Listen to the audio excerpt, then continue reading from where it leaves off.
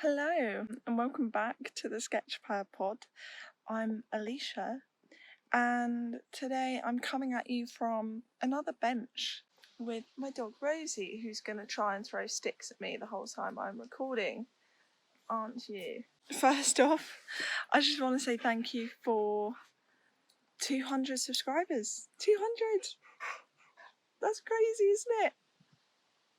It's amazing to think that there are 200 of you out there who enjoy the content that I make. I wanted to talk about art and fear, and I haven't really written any notes on this, but I recently read David Bayle's and Ted Orland's book Art and Fear, and I also listened to the Draftsman podcast review of the book, and I've talked about it with some friends. I think it's a pretty popular book to read as an art student. I also know that there's another similar book called The War of Art, which I haven't read yet. It's given me a lot to think about, especially at the moment as I'm heading into third year. And one of the things that the book talks on is whether art school really prepares you to be an artist or whether it can be a hindrance, and the fear that an art student feels when they graduate and they're kind of thrust into this abyss of either now you work and you swim and you make it as an artist, or you sink and you fail. And it also talks about the reasons why you make art and why you might stop or quit, and often that is related to fear of not being good enough and a kind of self-consciousness, but also fear of how others will perceive your work and what if your work never gets any recognition.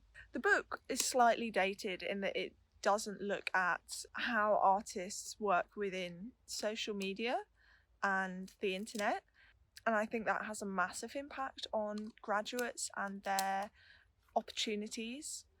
But there definitely seems to be, especially for fine art, there is an emphasis on the traditional gallery route. And I do think sometimes it's harder as just a typical fine artist to make it in other more commercial routes like Etsy or making your own kind of sales of Instagram. It can be done, and I even know a lot of students or friends of mine that are starting to grow followings and get their work shown, but in a way that comes with its own sets of fear, its own set of questions and worries. I think with the internet and with social media there is so much more comparison to others, and I've really experienced that. I mean, this summer is meant to be the summer between your second year and third year. You're ideally meant to get some work experience, like an internship, or just maybe like getting into some group exhibitions, or I don't know, like publishing articles. There are all these different things that you should do or could do to make it easier for yourself when you graduate. And I think partly due to COVID, obviously, and partly because of my own experience of this year, personal circumstances, I didn't end up getting any sort of work experience. And in many ways, you know, I'm lucky in that I worked for about 5 years since I was 15, and so financially it's not too much of an issue for me at the moment to not be working, which obviously for some people they don't really have a choice. But there is this like seed of fear in me that this summer will inevitably be wasted, and it's not helped by the fact that, you know, as much as I'm thrilled for all of the people I follow and see on Instagram and my peers doing great and getting group exhibitions and articles, it also makes you like shit scared that Rosie! Oh man, what made me shit scared is you getting in the pond. Okay, being scared that it's all going to waste. And that being said, I then like had a flurry of like panic applying to stuff, and I have had a work go actually up in an exhibition today in Sheffield. But even that like critical part of me was like, oh, Sheffield's not London, you know? Whereas I should just be celebrating the milestone and the opportunity. But yeah, that's how my mind works. I don't know about anyone else. And also today is the day that my second year results come out. I haven't received them yet. And that is another strange thing of getting marked. I've talked about this before in other videos.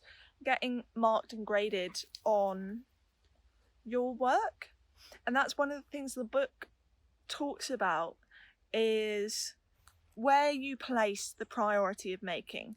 Do you put your worth and your value, or the value of the artwork, on the outcome, or do you put the value on the process of it and the enjoyment of making it? I wish I could say that I always put the value on the experience, and in many ways that is what my practice has been interested in this year, is the embodied memory and the present experience of making art, whether that's through painting or through dance. Of course, I think naturally I just get distracted by other things and by what I think I should be doing, or what my tutors think that I should be doing. And actually I was talking to a friend in the studio a little while back, and they were saying that they'd made something crazy like 140 paintings this term, and their attitude was to just paint and paint and paint, and they don't really worry so much about the other things. I think they're more chill than me. That was something that I just thought, man, after a year that was like so difficult for artists and creatives, so difficult to get your work seen, so difficult to get the time and the space and the resources you needed to work. Do I really want to be focusing on comparing myself to others, or to making sure that I'm getting the right exposure? If I'm not focused on the work, what's it all for? If I'm not enjoying the work, what's it all for? And the other thing I wanted to talk about on this was that the other day I had a conversation with my brother about mental health and my experience of counselling and other people we know and their experience of it. And one of the really interesting things that he said was that everyone suffers with mental health, and you've probably heard that before. The thing of everyone can have bad things happen in their life, or tough experiences, things that might cause them to have anxiety or have depression, but not everyone who goes through those experiences will react to it the same way, and not everyone will be predisposed to having that anxiety or that depressive reaction. Unfortunately, some people are predisposed to being more anxious, being worriers, being more likely to be depressed. And you might wonder what this has to do with art and fear, but I think as artists, I wonder if there is something in that part of your identity that draws you to creating, that is innate, that is kind of passed down, but also the fear that comes with it is something that some people are more predisposed to than others. Some people can make and block out all the other worries and distractions and questions of whether they're good enough, and other people struggle with that more. And perhaps also there is something to be said that the role of the artist is something that is always very self-critical or self-aware. I mean, a lot of artists are their own psychoanalysts in a way, or artists are critiquing or analysing society and the way we live and the way the world is structured. They're always continually questioning. And so perhaps it is the role of the artist that forms this inevitability of fear. Or is it that the way society is structured forms an inevitability of self-doubt and fear, that because we live in a capitalist society, we will always question the self-worth or the value of the work that we are making? I don't know, maybe that's all bullshit. I guess what I'm saying is, whether I'm more predisposed to being an anxious artist, or whether the fact that I am an artist makes me more likely to be anxious, or whether society as a whole has constructed this institution that creates an atmosphere of fear, I think there is a need to break that cycle, or at least try, and to be more self-aware of that when it's happening. Perhaps that's in setting artistic goals, making more work, worrying less about proposals or exhibitions, or maybe it's about setting no goals at all. Maybe it is about going into a painting or an artwork without thinking about the outcome, or without knowing where it has to end up. I guess I'm hoping that talking about this will just allow any of you guys, if you have had these feelings or feelings similar, to know that I have these thoughts too, and that perhaps you guys can let me know what your thoughts are in the comments and we can have a bit of discussion. Yeah, I mean, do you guys have this sort of artistic dread? And does that stop you from making the work that you want to make, or enjoying the work that you are already making?